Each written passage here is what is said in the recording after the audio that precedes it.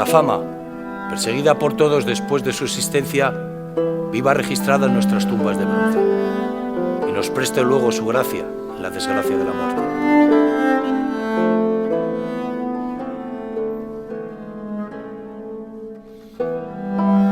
Cuando, a despecho de este voraz devorador, el tiempo, adquiramos por el esfuerzo del soplo presente aquel honor que logre enervar el acerado filo de su guadaña y nos convierta en herederos de la eternidad.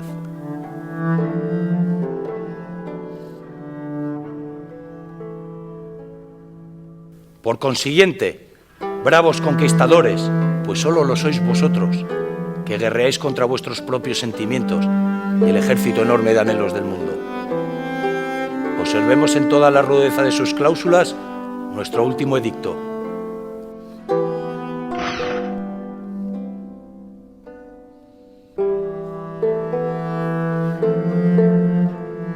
Navarra será el asombro del universo.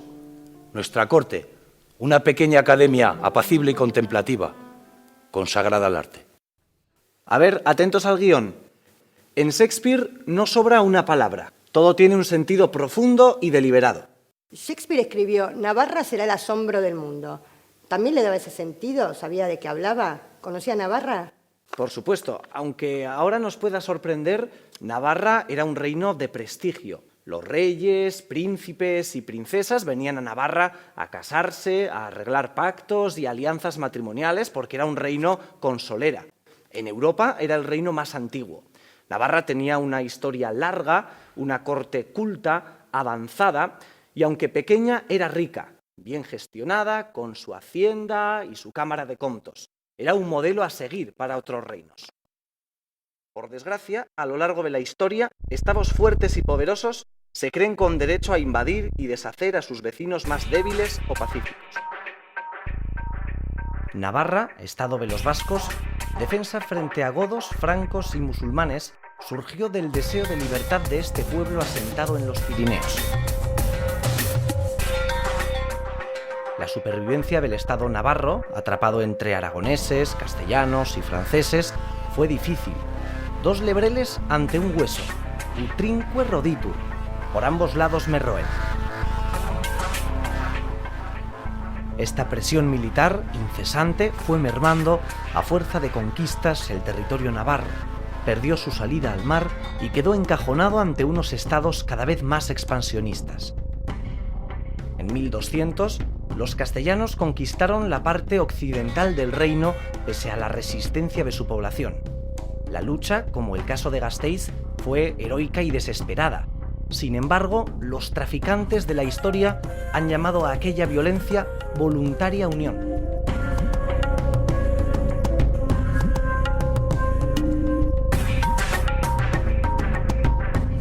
Navarra era un estado independiente pese a todo, y así perduró hasta que en 1512 se produjo la invasión. Navarra no era una amenaza para nadie, pero quería mantener su independencia, y el rey católico tenía sus propios planes.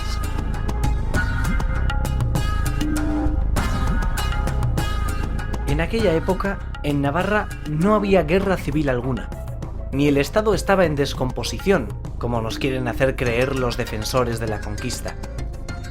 Navarra no era aliada de Francia ni enemiga de la Iglesia católica. Todas esas patrañas las inventaron para justificar una invasión totalmente ilegítima. Cuando se produce la intervención de Fernando el Católico, el español, en Navarra en 1512, el Estado de Navarro estaba en una situación totalmente pacífica y además se producía en el mismo una restauración del poder estatal gracias a la actuación de Juan de Labrit e igualmente del canciller Juan de Jasso, que buscaban arrebatar a los privilegios que cierta nobleza había conseguido quitar al Estado en la época anterior de las guerras civiles. En aquel momento pues todo estaba pacificado, ya desde la expulsión en 1507 de la propia familia Beaumont. No había pues ningún motivo de guerra y solamente la coyuntura favorable que se presentó ante Fernando el Católico para conquistar un territorio que siempre había estado dentro de sus ambiciones, fue el factor definitivo que explica la conquista misma, con la excusa de que tenía que luchar contra Francia haciendo ver que el rey de Navarra estaba comprometido con Francia, cosa que era totalmente falso. Siempre nos han mentido. Los españoles utilizaron una bula falsa para convertir su ataque en una especie de guerra santa. La conquista de 1512 no se improvisó. Obedecía a una estrategia de expansión y conquista que duraba siglos y cuyo objetivo era la ocupación y el dominio de un estado navarro rico e independiente. Una estrategia edulcorada con una ideología fundamentalista católica, imperial, la misma que llamaba reconquista a siglos de guerras de rapiña.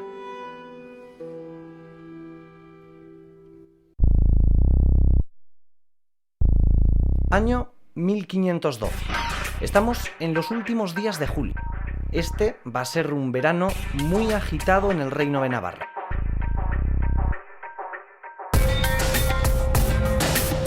La tranquilidad de pueblos y valles quedará truncada por la invasión de más de 12.000 soldados enviados por el rey español Fernando, conocido como el Católico, que entran desde el oeste por Sacalma. Navarra no está en condiciones de rechazar una agresión de estas proporciones.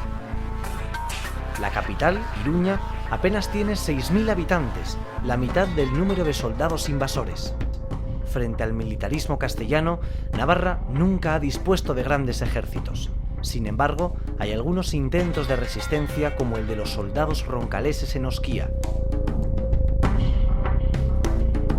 Pero es inútil, la desigualdad es enorme. Al mismo tiempo, por el sur, tropas aragonesas atacan Tudela, que resiste heroicamente. De hecho, lo seguirá haciendo cuando prácticamente todo el reino haya caído en manos de los invasores españoles. Las tropas de Fernando avanzan hacia Iruña y tras concentrarse en Arazuri, junto al palacio del hermano del conde Bellerín, el día 24 de julio acampan en La Taconera, ya al lado de la ciudad.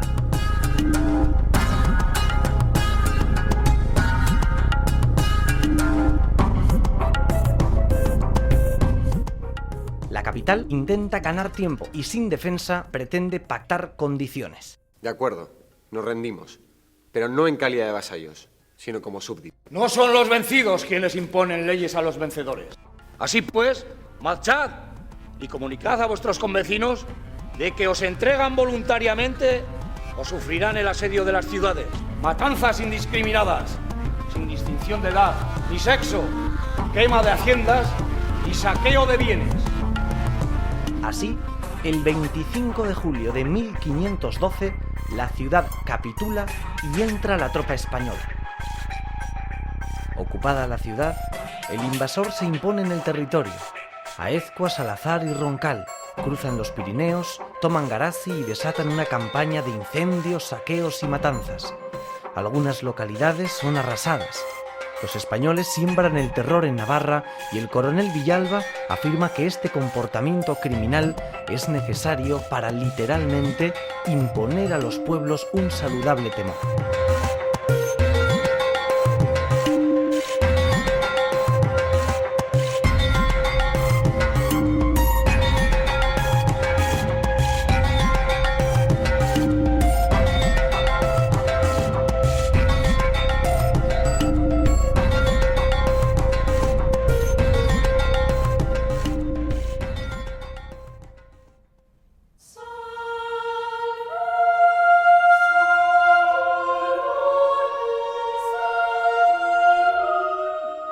Los episodios de la conquista de Navarra nada tienen que envidiar a las ocupaciones que se realizaron en las cruzadas y en la conquista de América.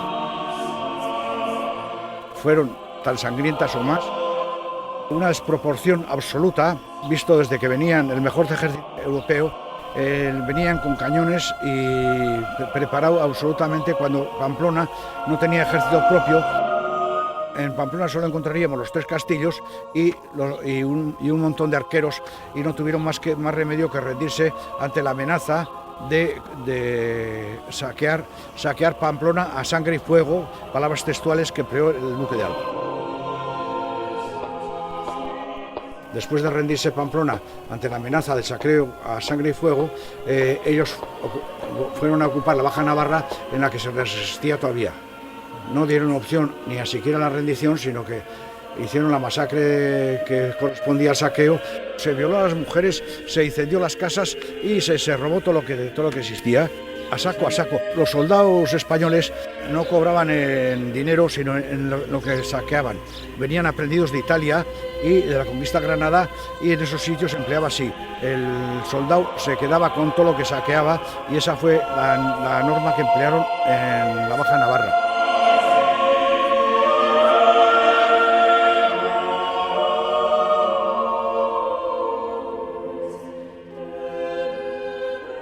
Pese a la resistencia dispersa de numerosas localidades, Navarra está en manos de los españoles, que quieren dar por terminada la campaña. Son conscientes de su superioridad de fuerzas y cuentan con el apoyo de la Iglesia católica, pero saben que la población los rechaza. Por eso recurren al miedo, toman rehenes, lanzan bandos amenazadores, adoptan represalias y dedican grandes esfuerzos a comprar voluntades.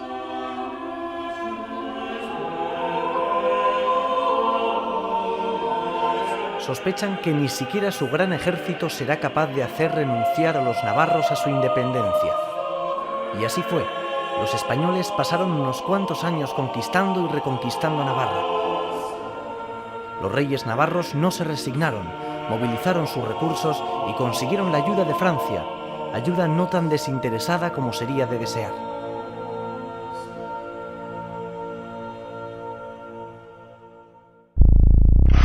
En octubre de 1512 se produce el primer intento de recuperación de la independencia. Juan de Labrit publica un manifiesto en el que alude a Fernando, persona que tan mala condición lleva y tanto mal y daño ha dado causa, ejerciendo su autoridad tiránicamente en un reino usurpado. La población se subleva contra los españoles en numerosos puntos, pero las rebeliones son aplastadas. Los conquistadores llegan a ser sitiados en Iruña, pero el intento fracasa pese al heroísmo de los navarros y sus aliados. Los españoles practicaron el terror contra los habitantes de Iruña para evitar que se unieran a los sitiadores. Algunos episodios ilustran la desigualdad y la voluntad de las fuerzas enfrentadas. Una partida de 100 roncaleses apresó cerca de Santa Cara a varios cientos de soldados aragoneses. De no haber sido por la aplastante superioridad numérica de los conquistadores españoles, habrían sido rechazados a escasas semanas de la invasión. La represión contra los sublevados fue brutal. Ejecuciones, apresamientos, confiscación de bienes, destierros.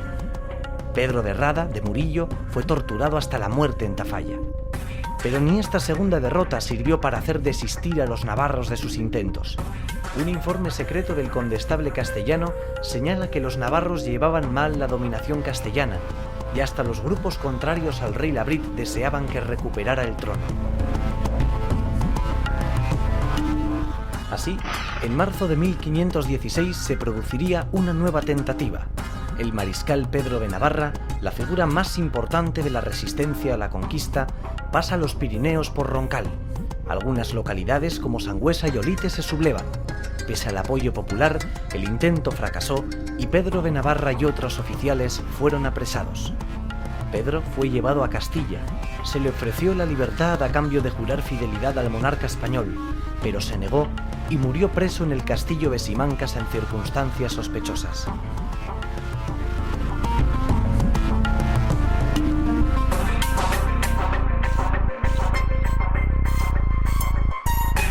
En 1521, de nuevo, la resistencia prendió y logró su objetivo de expulsar a los ocupantes, debilitados por el envío de tropas contra la rebelión comunera. La ciudad de Lizarra escribía al rey navarro: «Apareced tan solo y veréis enseguida que hasta las piedras, las montañas y los árboles se arman para vuestro servicio». En Iruña, la gente atacó el palacio ocupado por el virrey y pisoteó los emblemas de la familia real hispana. Los españoles huyeron despavoridos. Sin embargo, vencidos los comuneros, las tropas españolas volvieron y aplastaron la revuelta, desatando nuevas matanzas y represalias. En la batalla de Noain, el 30 de junio, se decidió la suerte del reino. Los españoles movilizaron más de 30.000 soldados frente a los 10.000 de la alianza navarro-francesa. Fue una carnicería. Perdieron la vida unos 5.000 defensores de la independencia de Navarra.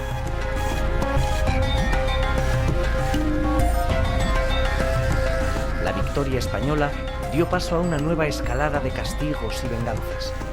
En el breve mes que duró la independencia, la vuelta a la normalidad acompañó la vida cotidiana. De no ser por la reaparición del ejército español, Navarra se habría consolidado enseguida. La recuperación de la independencia era el deseo absolutamente mayoritario, incluidos quienes habían colaborado con los invasores en 1512. Tampoco entonces cesó la defensa de la independencia. En septiembre de ese mismo año, unos 200 navarros ocuparon el castillo de Amaiur, que fue sitiado por varios miles de combatientes enemigos. Tras un duro asedio, los defensores del castillo se rindieron bajo unas condiciones que fueron violadas. Algunos fueron conducidos a Iruña y envenenados. El castillo fue derruido.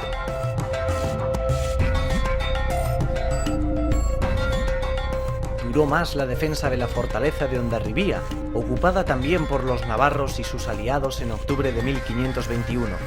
Los combates se prolongaron hasta 1524, cuando se produjo el abandono negociado de la fortaleza.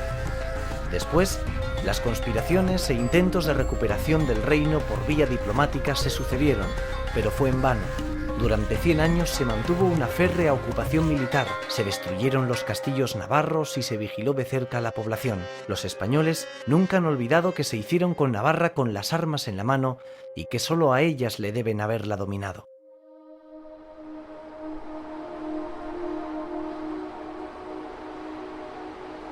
Navarra vio truncado su propio camino, libre, moderno, para convertirse en una colonia. Fue ocupada militarmente, dominada políticamente, sometida a un terrible proceso de asimilación.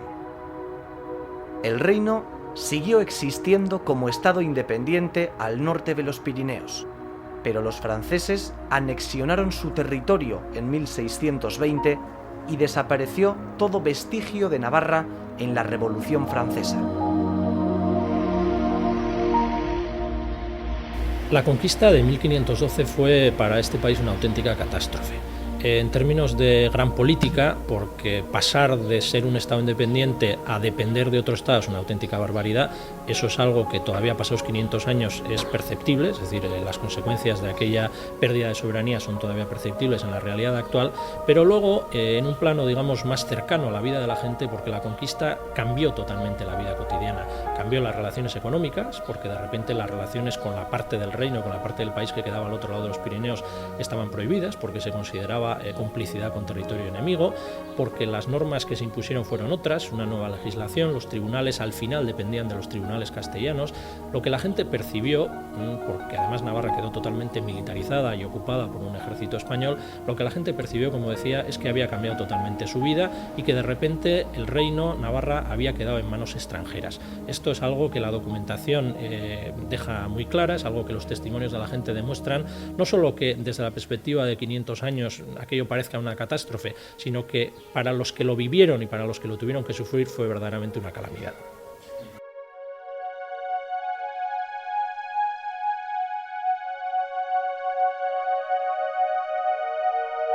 Los efectos sobre la conciencia colectiva no fueron menores. Si bien es cierto que el deseo de libertad nunca ha desaparecido, no lo es menos que se ha distorsionado lo ocurrido y se presenta la conquista militar como un pacto voluntario. Durante siglos, los partidarios de la conquista han pretendido borrar el rastro de la infamia y justificar sus consecuencias. Pero Navarra nunca pactó con los reyes españoles. Navarra fue conquistada por las armas, mediante un uso de la fuerza bruta que ha durado hasta nuestros días. Navarra es mucho más que una referencia histórica. Conquistada, pero no sometida. Colonizada, pero no domesticada, Nafarroa, Euskal Herria, recupera la memoria de su estado arrebatado. No podemos admitir que se siga mintiendo a la gente sobre lo ocurrido en 1512. Tanto quienes mienten como quienes queremos recuperar la memoria de lo ocurrido, sabemos que cualquier sistema político y jurídico que se base en una conquista cruel, injustificada, carece de legitimidad. No se trata de discusiones eruditas sobre el pasado, sino de reflexionar sobre nuestra realidad, nuestra trayectoria histórica y nuestros derechos. Queremos recordar, queremos que la memoria de nuestra independencia nos enseñe el camino del futuro, sin olvidar nunca a quienes dieron cuanto tenían por enfrentarse a una invasión que causó tanto daño y tanta desgracia a este país. Cuando los reyes católicos, reyes brutales y ambiciosos, conquistaron Navarra, frustraron un futuro, como decía Shakespeare, admirable. Un futuro que podía haber sido